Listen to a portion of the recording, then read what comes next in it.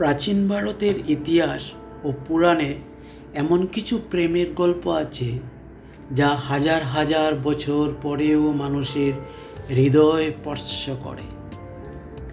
এটি এমন এক নারীর গল্প যিনি ভালোবেসেছিলেন একজন মহারাজাকে, কিন্তু ভাগ্যের নিষ্ঠুর খেলায় সেই রাজা তাকে ভুলে গিয়েছিলেন।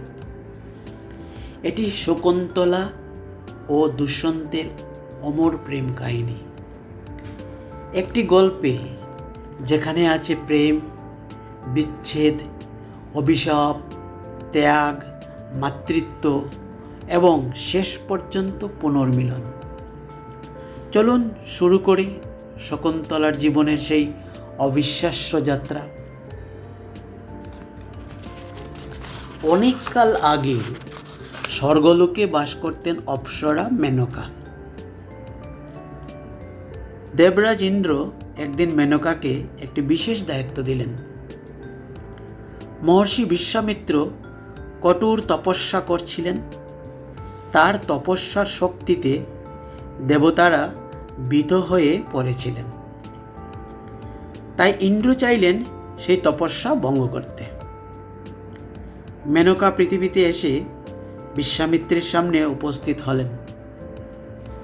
তার সৌন্দর্যে মুগ্ধ হয়ে বিশ্বামিত্রের তপস্যা ভঙ্গ হয়।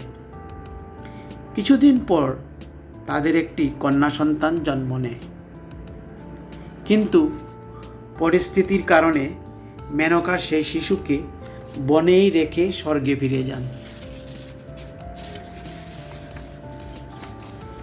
অসহায় শিশুটিকে ঘিরে রাখে অসংখ্য পাখি। তারা তাকে রোদ, বৃষ্টি এবং হিংস্র প্রাণীদের হাত থেকে রক্ষা করে। ঠিক তখনই সেখানে আসেন মহর্ষি কণ্ব। তিনি শিশুটিকে নিজের কন্যার মতো লালন পালনের সিদ্ধান্ত নেন। পাখিদের দ্বারা রক্ষিত হওয়ার কারণে তার নাম রাখা হয় শকুন্তলা। ঋষি কণ্বর আশ্রমে শকুন্তলার শৈশব কাটতে থাকে। সে পশু পাখিদের বন্ধু ছিল। হরিণরা তার সঙ্গে খেলত, পাখিরা তার কাঁধে বসত। প্রকৃতিই ছিল তার পরিবার।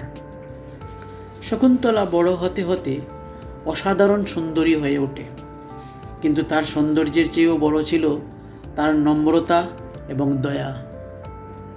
আশ্রমে আগত সবাই তাকে আশীর্বাদ করত। ঋষি কর্ণ তাকে শিক্ষা দিয়েছিলেন, সত্য, প্রেম এবং ধৈর্যই জীবনের সবচেয়ে বড় শক্তি। শকুন্তলা সেই শিক্ষা হৃদয়ে ধারণ করেছিল, কিন্তু সে জানত না যে খুব শীঘ্রই তার জীবনে এমন একজন আসতে চলেছেন যিনি তার ভাগ্য বদলে দেবেন।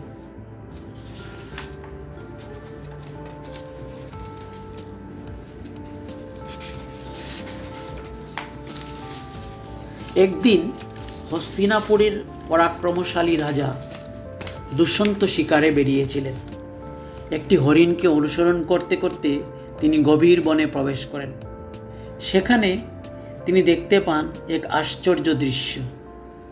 এক তরুণী হরিণদের সঙ্গে কথা বলছে। পাখিরা তার চারপাশে উড়ছে। মনে হচ্ছিল যেন প্রকৃতি নিজেই মানুষের রূপ ধারণ করেছে। সেই তরুণী ছিল শকুন্তলা। দুষ্যন্ত প্রথম দেখাতেই মুগ্ধ হয়ে যান। কিছুদিন আশ্রমে অবস্থান করেন তিনি। তাদের মধ্যে বন্ধুত্ব গড়ে ওঠে। বন্ধুত্ব ধীরে ধীরে প্রেমে পরিণত হয়। দুষ্যন্ত এবং শকুন্তলা একে অপরকে গভীরভাবে ভালোবাসতে শুরু করেন।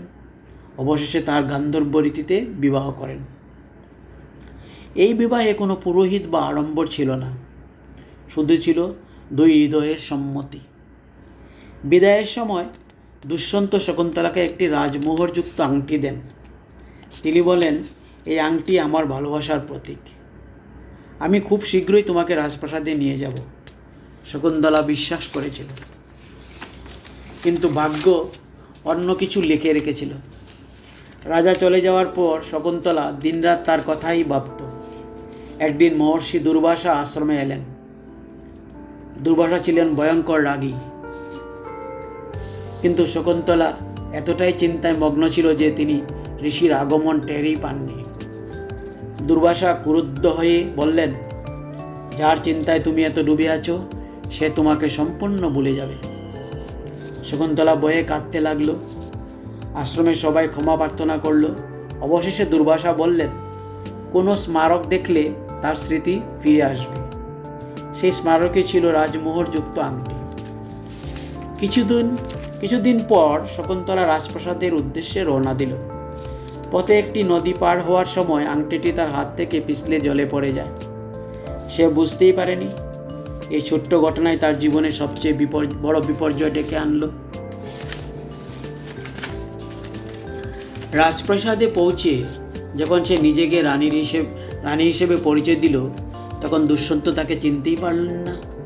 অভিশাপ কার্যকর হয়ে গিয়েছিল। অপমানিত হয়ে শকুন্তলা বনেই ফিরে গেল। সেখানে তার পুত্র ভরতের জন্ম হয়। ভরত ছিল অসাধারণ সাহসী। সে ছোটবেলায় সিংহের বাচ্চাদের সঙ্গে খেলত। তার সাহস দেখে সবাই বিস্মৃত হতো। শকুন্তলা একাই তাকে বড় করে তুলেছিলেন।